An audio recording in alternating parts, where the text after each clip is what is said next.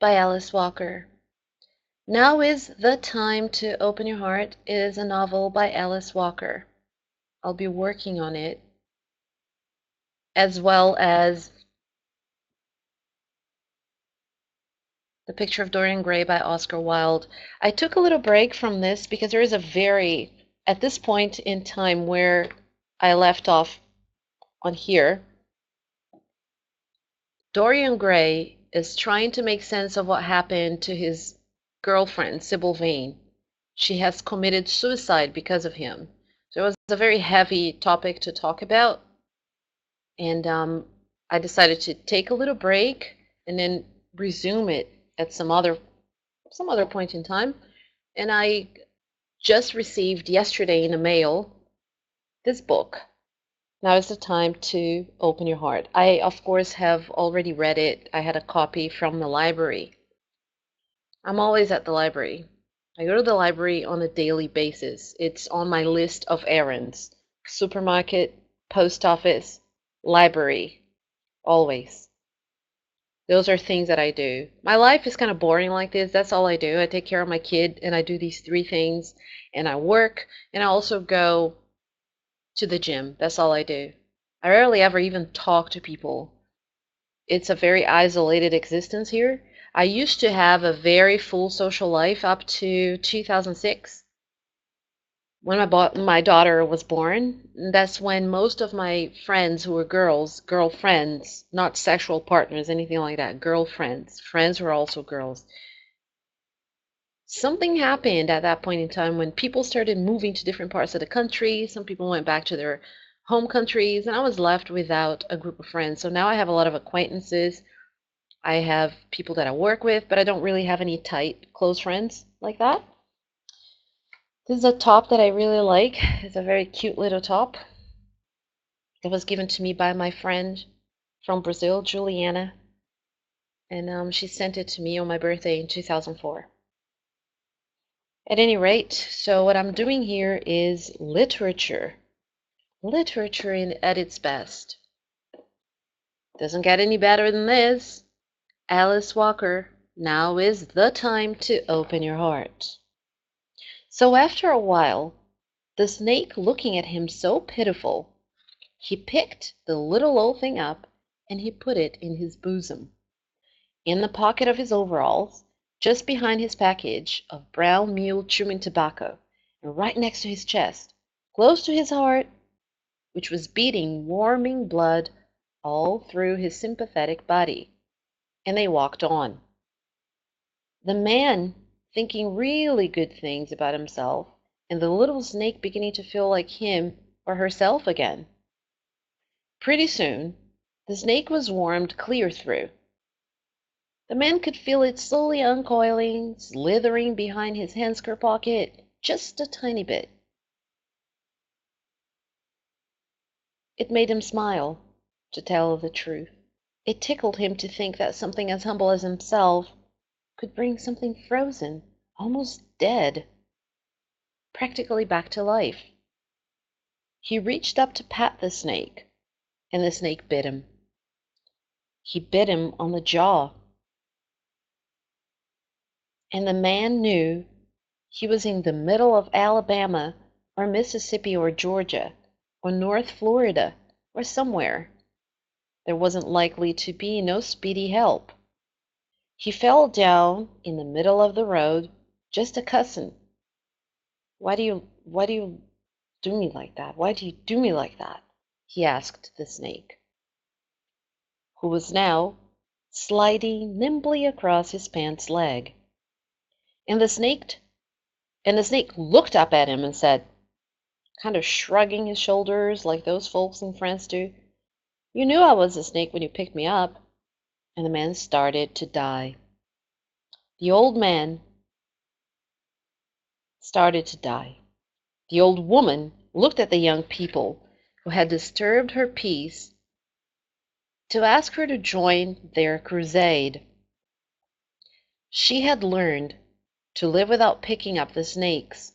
She killed everyone she saw. No hesitation and no questions asked. She did have a different ending for the story, though, that she felt might do them good. for she could see they were understanding her to say what they were attempting was an exercise in futility. She cleared her throat, which had as many wrinkles as the ocean has waves. Now listen, though, she said.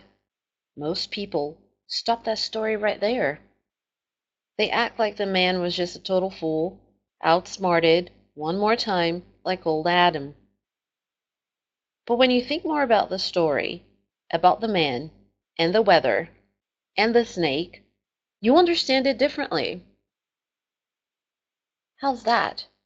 Someone from the group asked dejectedly. They had walked all morning in the broiling sun just to be told they were picking up something whose bite would eventually kill them. Well, said the old woman, think about the weather. It was still really cold. That snake, he was going to freeze again. Once he froze again, he'd be helpless again. No kind of protection for a snake too froze to bite. So? Asked the sane person. So, said the old woman, this is an endless kind of a thing. Do we kill it, or do we let it live? Do we ever believe its true nature, and does that true nature ever change? And does ours? She had given them some grapes that grew out behind her house, and some water from her spring. Bye, she'd waved to them, as contented as a girl. This story clearly has a moral. In literature, moral, M-O-R-A-L, moral, in literature, has something to do with a lesson that is learned from the story. The plot is what happens in a story. It's the storyline. The narrative is the way in which the novel, short story, or whatever narrative is told, the way that it's told, whether it is omniscient narrator, whether it is first person, third person. You can have a first person omniscient narrator, or you can have a third person when the story is completely told from a removed point of view. This story that I just read from Alice Walker's Now is the Time to Open Your Heart. It has a moral. It has a lot of lessons that you learn from reading that particular story. So here's a snake. Somebody picked it up and tried to help the snake get better. The snake acts very nice. The snake pretends to be friendly and warm and kind, and then bites. This shows, people that will be nice to you at first, and then little, by no fault of your own, they become that snake that bites you, that betrays your confidence, that show you no loyalty. So this is the moral of this story. And it's also, there's a symbolic presence of a snake, which is, of course, snakes. They even mention Adam. There is a Bible reference. Alice Walker uses a Bible reference to Adam, as in, was he being as foolish as Adam, who was fooled by the snake in the Garden of Eden? So this is a clear Bible reference. References in literature are very common, and if you are a connoisseur of literature, if you read extensively, you will get most of the references. Yesterday, when I was teaching chapter 8 of The Picture of Dorian Gray,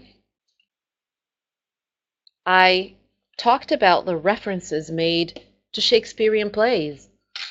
But then again, if you do not know who Shakespeare is, or if you do not even know the names of his plays or what kind of plays he wrote, then you wouldn't get the references. And that's where the literature teacher steps in and gives you access to those elements you wouldn't have otherwise had. And that's what I do on here.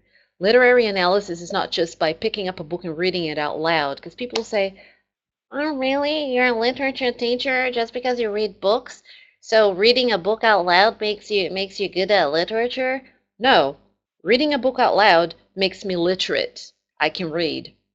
And I can read with fluency also. I don't stutter when I read because why? Because I've been doing this. It requires training. You may stutter now when you read, but if you continue to read over a period of months, years, if you don't give up on reading, if you read out loud, you will eventually reach that proficiency level in which you will be able to read fluently. So nobody should be ashamed of stuttering when they first start reading.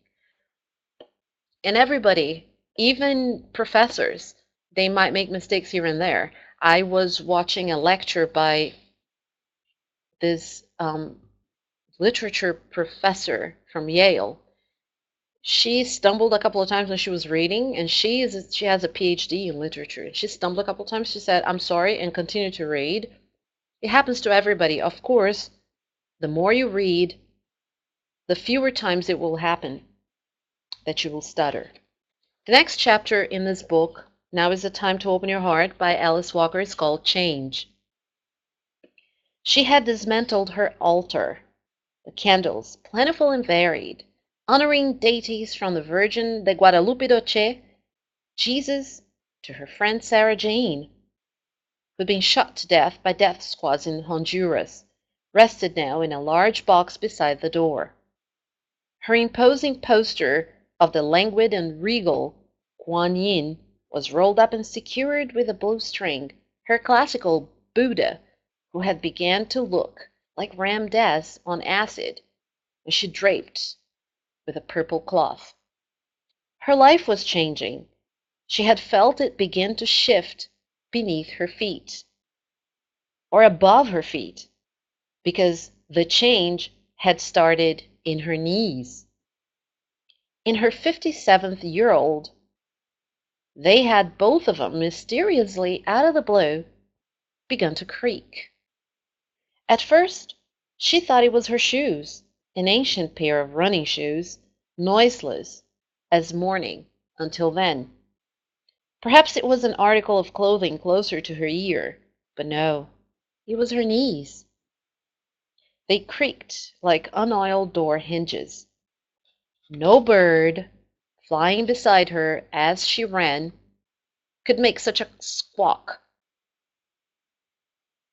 It seemed terrible to her, a failing of her always so quiet and unobtrusive body, the body of a farm girl, sturdy, peasant, dependable, but also the body of a dancer, ever graceful, gliding through her days, but no more. To her ears now, every move was announced. She was unnerved. She went as soon as she could fathom where to go to visit a knee specialist, to a woman who worked on the joints of athletes. This woman manipulated her knees, her legs, frowned, and ended the session by telling her to stretch every morning, to bring her calves to rest on the countertop in her kitchen while the coffee perked. Furthermore, said this woman, it would probably be useful if you invested in orthotics. She did, and soon felt balanced for the first time, perhaps in her life, until the constant change of shoes, the need to wear sandals in summer, the urge to walk barefoot on the beach, and in her own yard, that urge stopped her. After this, wrenching pain in her hips as her body sought to realign itself in patterns it had always known. Her lover was still supple enough never to have experienced an ache in any part of his body except his head. He'd never experienced a creak anywhere. He was so inexperienced, he could not hear her creakiness. He failed to grasp why such a small thing unsettled her.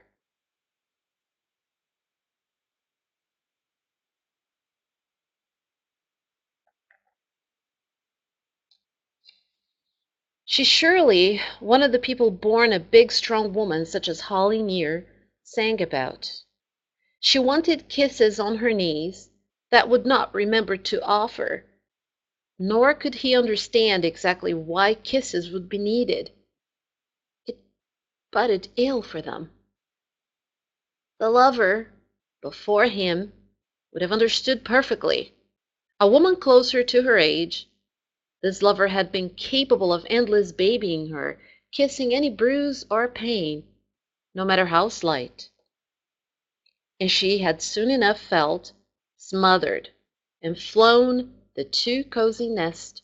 Still, at times like this, she missed having a lover who could feel, empathize with, her aging body. Now is the time to Open Your Heart by Alice Walker. I'm working at the moment in teaching these two books. Oscar Wilde's The Picture of Dorian Gray, which represents here British literature, and representing American literature, Alice Walker's Now is the Time to Open Your Heart.